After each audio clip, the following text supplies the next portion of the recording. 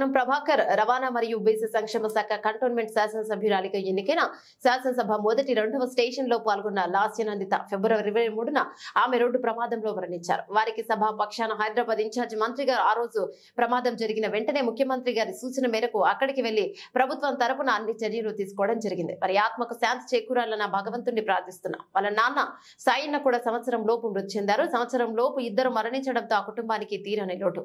యువ శాసనసభ్యురాలిగా హైదరాబాద్ నగర అభివృద్ధిలో 15 మంది శాసనసభ్యుల్లో తాను కూడా ఒక భాగస్వాములుగా ఉంటుందని ఆశించాం. గౌరవ ముఖ్యమంత్రి చెప్పినట్టు విధి వెంటాడినట్టు ఆమె 2-3 ప్రమాదాల నుండి బయటపడి చివరికి రోడ్డు ప్రమాదంలో ఆమె మృతి చెందారు. వారి మరణం మనందరికీ తీరని లోటు. వారి మృతికి తీవ్ర సంతాపాన్ని తెలుపుతూ వారి ఆత్మకు శాంతి చేకూరాలని ప్రార్థిస్తున్నా. అధ్యక్ష,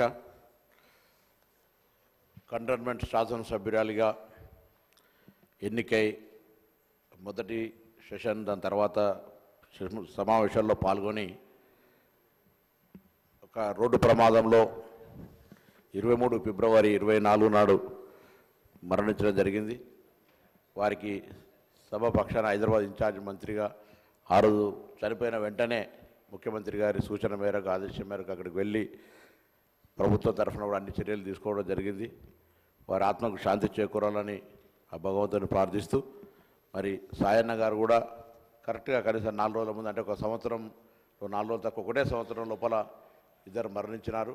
ఒక యువ శాసనసభ్యురాలుగా హైదరాబాద్ సంబంధించినటువంటి నగర అభివృద్ధిలో ఉన్నటువంటి ఒక 15 మంది శాసనసభ్యుల్లో తను కూడా ఒక పాత్ర వహించి ఈ హైదరాబాద్ సంబంధించిన అభివృద్ధికి ఒక భాగస్వామిగా ఈ యొక్క యువ శాసనసభ్యురాలుగా ఉంటుందని ఆశించాం.